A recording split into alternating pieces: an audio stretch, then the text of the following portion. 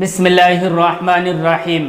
اس موجودہ زمین کے سب سے پہلے انسان اور سب سے پہلے نبی اور رسول حضرت آدم علیہ السلام ہیں۔ آج ہم حضرت آدم علیہ السلام کے بارے میں جاننے کی کوشش کریں گے۔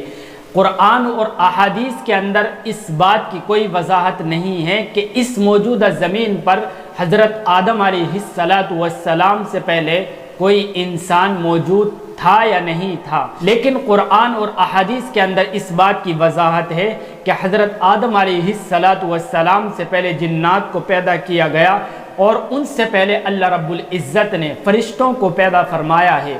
یہ حضرت آدم علیہ السلام وہ نبی ہیں کہ جن کا قرآن مقدس کے اندر تقریباً 25 مرتبہ اللہ رب العزت نے ذکر کیا ہے۔ حضرت آدم علیہ السلام کو اللہ رب العزت نے، جیسا کہ روایات کے اندر وضاحت ہے، کہ جمعے کے دن پیدا فرمایا ہے، اور اللہ رب العزت نے حضرت آدم علیہ السلام کو اپنی خاص قدرت سے پیدا فرمایا ہے۔ لہذا اللہ رب العزت نے، جیسا کہ قرآن مقدس کے اندر وضاحت ہے، کہ ایک سخت اور کھنکھناتی مٹی سے آدم علیہ السلام کا ایک پتلا بنایا، پھر اس میں روح پھونکی، پھر حضرت آدم علیہ السلام کو بولنے کی، سمجھنے کی، دیکھنے کی، سننے کی صلاحیت پیدا فرمائی، پھر تمام فرشتوں کو حکم دیا کہ حضرت آدم علیہ السلام کو سجدہ کریں۔ تمام فرشتوں نے سجدہ کیا، لیکن ابلیس یعنی شیطان نے سجدہ کرنے سے انکار کر دیا۔ شیطان نے یہ بات رکھی کہ حضرت آدم کو آپ نے مٹی سے پیدا کیا ہے اور مجھے آگ سے پیدا کیا ہے، لہذا مٹی کے مقابلے میں آگ بہتر ہوتی ہے، لہذا میں اس مٹی کے پتلے کو کیوں سجدہ کروں؟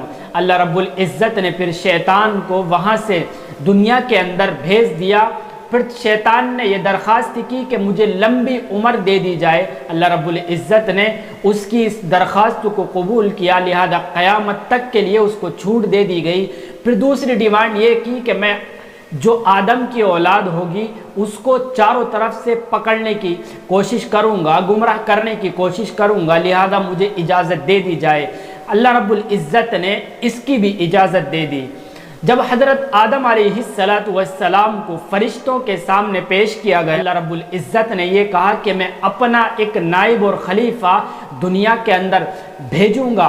کیا آپ دنیا کے اندر ایک ایسی مخلوق پیدا کرنا چاہتے ہیں کہ جو دنیا کے اندر فساد کرے، جھگڑا کرے؟ اے اللہ، کیا تیری تسبیح اور ذکر اور اذکار کے لیے ہم کافی نہیں تھے؟ اللہ رب العزت نے کہا کہ جو میں جانتا ہوں وہ تم نہیں جانتے ہو۔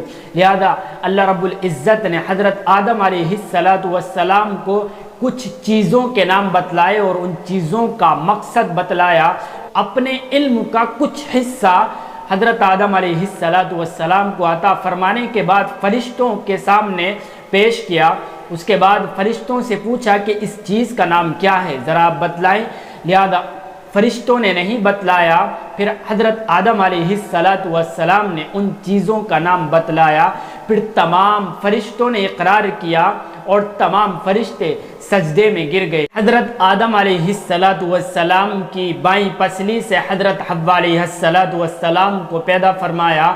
پھر یہ دونوں لوگ جنت کے اندر رہنے لگے، لیکن اللہ رب العزت نے ان دونوں کو یہ اجازت دے دی تھی کہ جنت کے جس حصے میں چاہیں جائیں اور جس حصے میں رہنا چاہیں رہیں، لیکن اللہ رب العزت نے ساتھ میں یہ بھی ارشاد فرما دیا تھا کہ ایک خاص درخت ہے، اس درخت کے قریب بھی مت جانا۔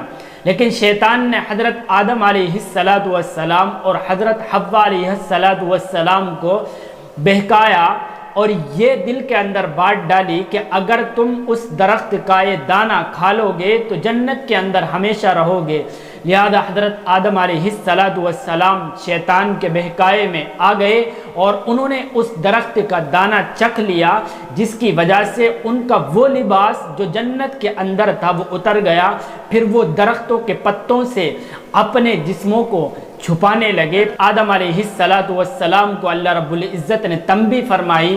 حضرت آدم علیہ السلام کو اپنی غلطی کا احساس ہوا اور اقرار کیا اور اللہ رب العزت سے دعا کی کہ ہم نے اپنی جانوں پر ظلم کیا ہے، پھر اللہ رب العزت نے حضرت آدم علیہ السلام اور حضرت حوا علیہ السلام کو جنت سے دنیا کے اندر بھیج دیا۔ لہذا روایات کے اندر یہ بیان کیا گیا ہے کہ حضرت آدم علیہ السلام کو سرندیپ جو آج کل موجودہ سری لنکا ہے وہاں اتار دیا گیا، اور حضرت حوا علیہ السلام کو جدہ جو سعودی عرب کے اندر ہے وہاں اتارا گیا۔ روایات کے اندر یہ بیان کیا جاتا ہے کہ تقریباً 200 سال حضرت حوا علیہ السلام بھی الگ رہیں اور حضرت آدم علیہ السلام بھی الگ رہے۔ پھر حضرت جبرائیل علیہ السلام حضرت آدم علیہ السلام کو مکہ مکرمہ کی طرف لے کر گئے، پھر دونوں کی یعنی حضرت حوا علیہ السلام اور حضرت آدم علیہ السلام کی عرفات کے میدان میں ملاقات ہوئی اور ایک دوسرے کو پہچانا۔ اس کے بعد حضرت آدم علیہ السلام نے اللہ رب العزت کے حکم سے خانہ کعبہ کی تعمیر فرمائی۔ پھر حضرت آدم علیہ السلام نے باقی زندگی وہی گزاری۔ روایات کے اندر بیان کیا جاتا ہے کہ حضرت آدم علیہ السلام نے تقریباً 960 برس یعنی 960 سال کی زندگی گزاری، مکہ مکرمہ کے اندر وفات پا گئے، اور حضرت آدم علیہ السلام کی قبر مبارک یعنی جہاں دفن کیے گئے وہ جبل ابی قبیس ہے جو مکہ مکرمہ کے اندر موجود ہے۔